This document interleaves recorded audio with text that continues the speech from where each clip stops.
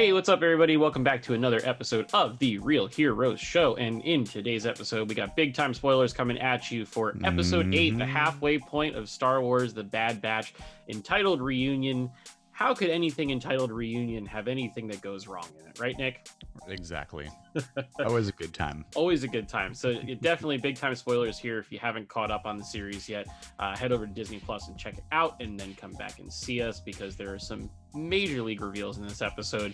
I feel like they completely mashed the gas pedal into high gear after a couple weeks of maybe stalling a little bit. So let's just get the big question out of the way. Nick, I think this was the best one they've done since the premiere. I don't know how you feel. Yeah, I think so. I think it's long overdue as far as what it's been building up to. Yeah. And fitting title, fitting spoilers. Yeah, because there were several reunions in this episode. Some for the cast of the show, and some for the fans to reunite with a character from days gone by. So we stuck around on Braca, so we got to hang out more on the planet from Fallen Order, which made me think there was a chance that we might have seen Cal Kestis show up, which I'm now 0 for 2 on my Cal Kestis predictions. I thought he was going to show up at the end of season 2 of Mando for a while. I thought he might have been the Jedi. Right. And then I also thought that he was going to pop up here. So 0 for 2 on Cal. Maybe we'll see him someday. Probably in Fallen Order Part 2. Yeah, exactly. But the Empire got tipped off by the guys on the Scrappers Guild. They saw the Bad Batch. The Kaminoans have hired bounty hunters to try to find Omega. We get that reveal, so that way we know that Fennec was working for the Kaminoans, presumably, as well as somebody else who, if you stick around a little later, we're going to talk about that reveal. Crosshair he's still brainwashed. He hasn't gone back to being a normal Bad Batcher yet. He takes a large battalion. I think it's three different warships to the planet to go get the batch. We get some terrific action sequences, really great cat and mouse, because he knows all of their tactics.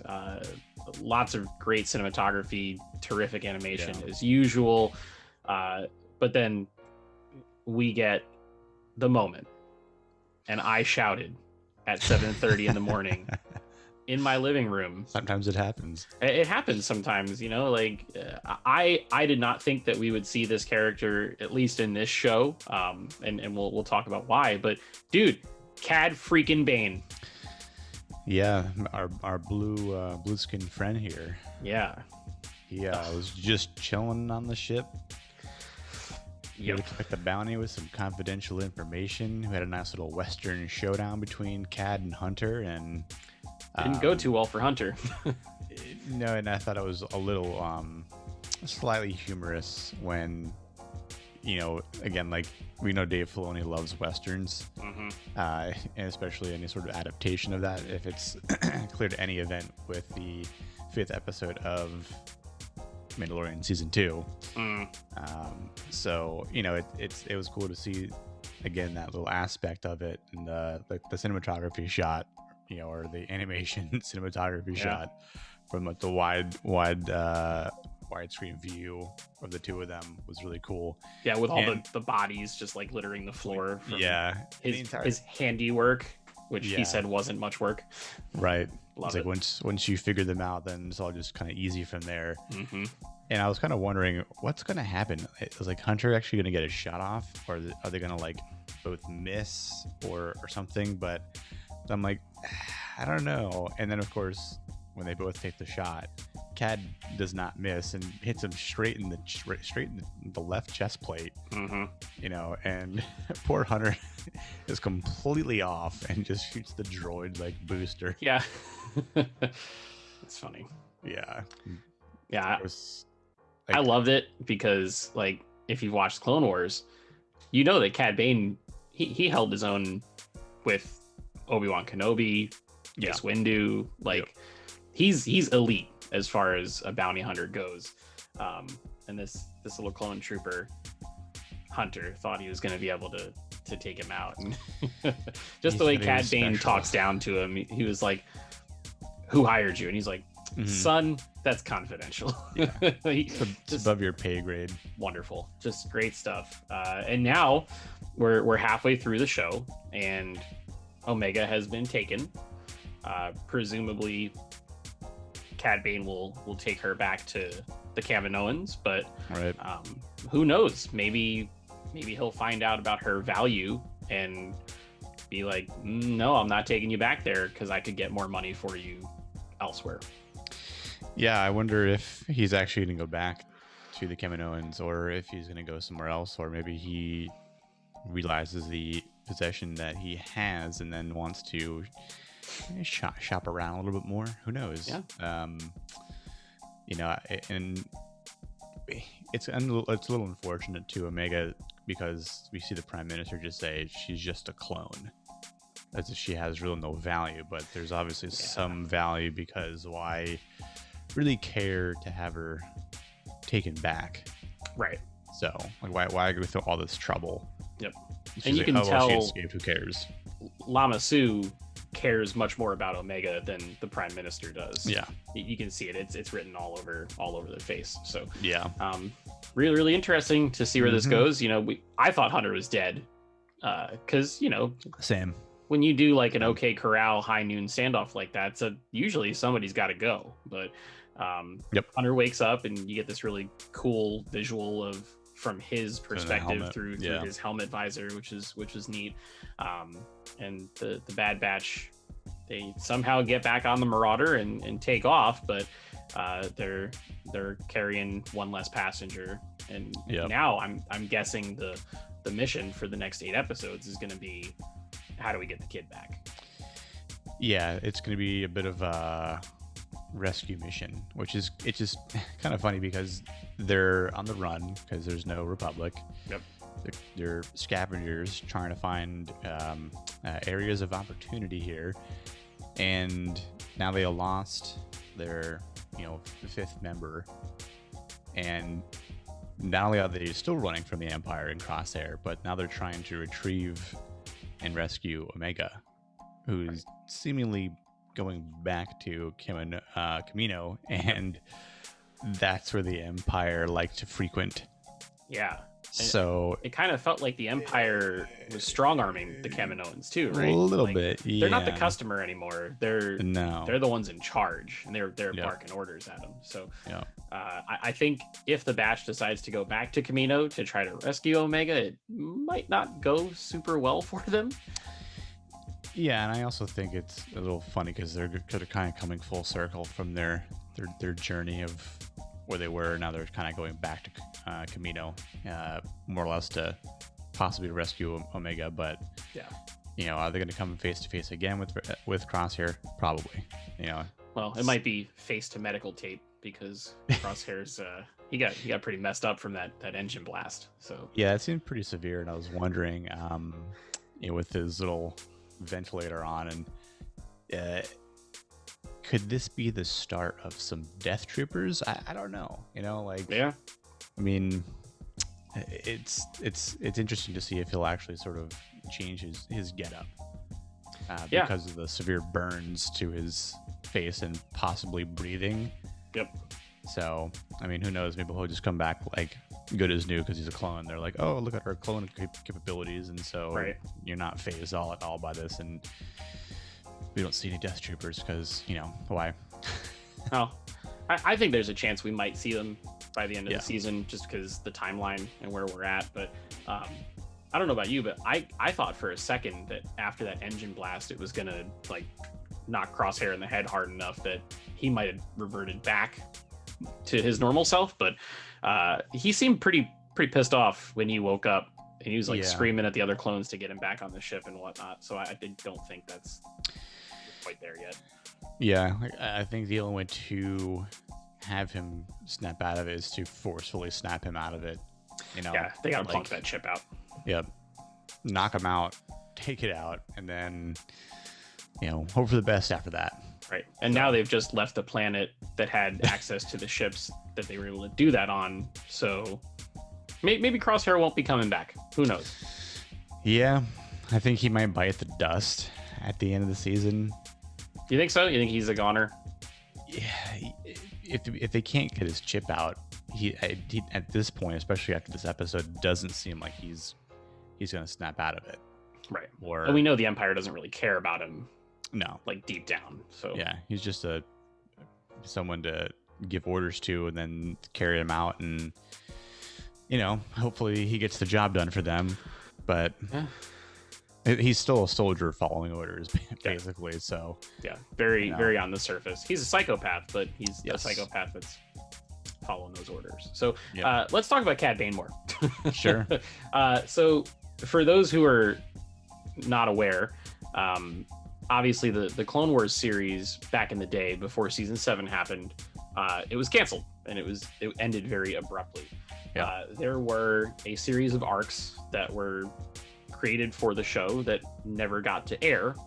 One of which was the 4-episode arc with the Bad Batch that we ended up getting in season 7. Another one was a 4-episode arc about Asajj Ventress that eventually got turned into a novel that's called Dark Disciple, which is great. I suggest checking it out if you haven't. And then another one, and you can find this on the internet. It's like really raw, unfinished animation, but it is a final duel between Cad Bane and Boba Fett. And Boba Fett ends up killing Cad Bane in that duel. Now, Clone Wars is over.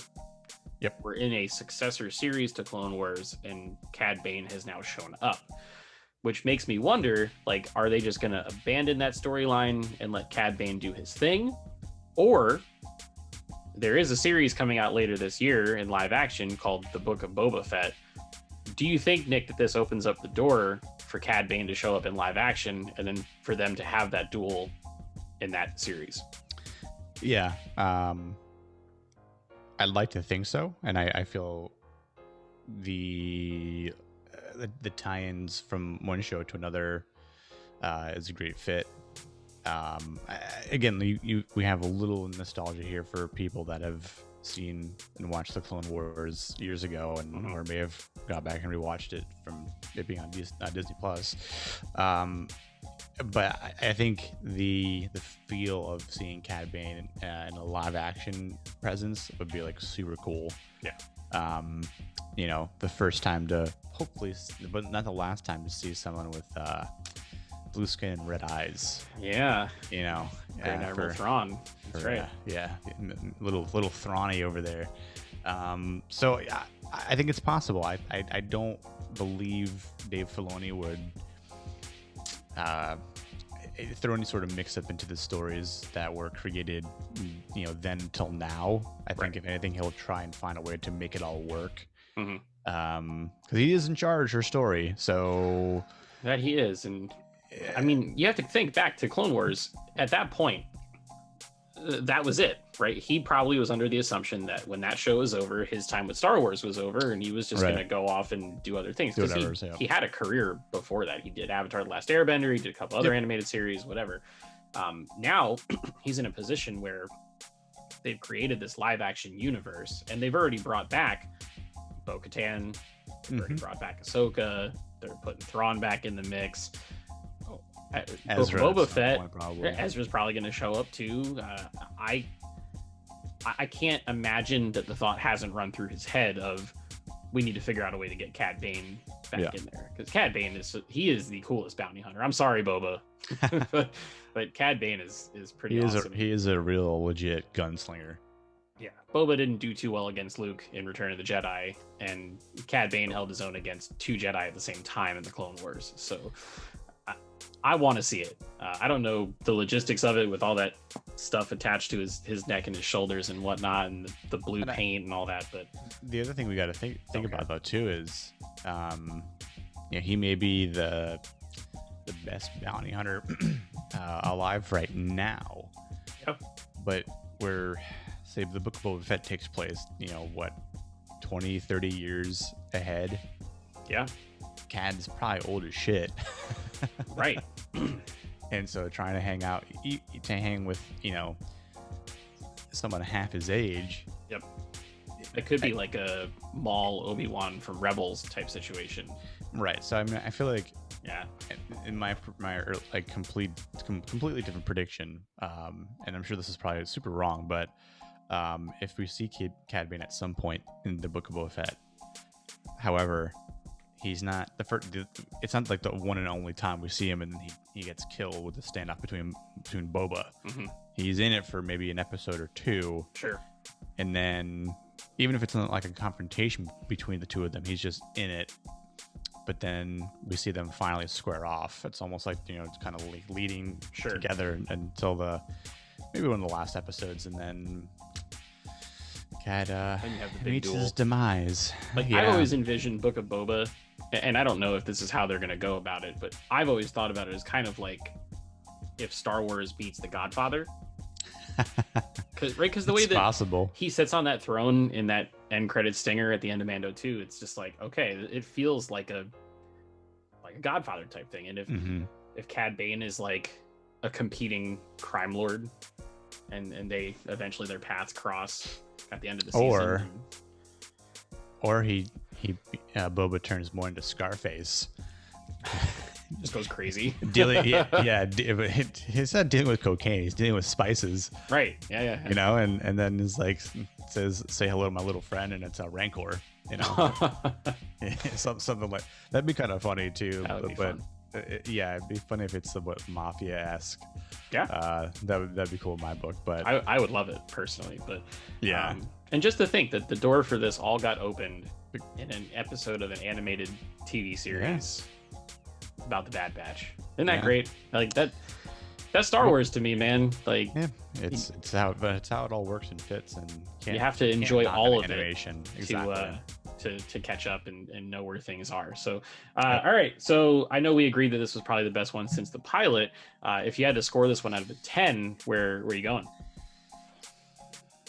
It's a toughie. I was going somewhere between like 8.5, 8.5, probably because of everything that happened.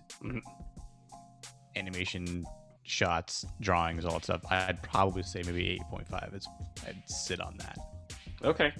For me, it's a hard 9 because Cad is one of my favorite characters. True. And there were some rumors on the internet this week that there was going to be a big cameo in this episode, which made me think it could be anyone from, Cal Kestis all the way to Darth Vader, given the timeline. I was almost thinking an Inquisitor was gonna pop out, or an Inquisitor, something like that. But then when it was Cad Bane, I shrieked like a little schoolgirl, and it was a good time had by all my poor girlfriend's ears. I'm so sorry. But yeah, so really solid episode. Obviously, we liked it a lot. We'd love to hear from you guys. Let us know what you think in the comments below.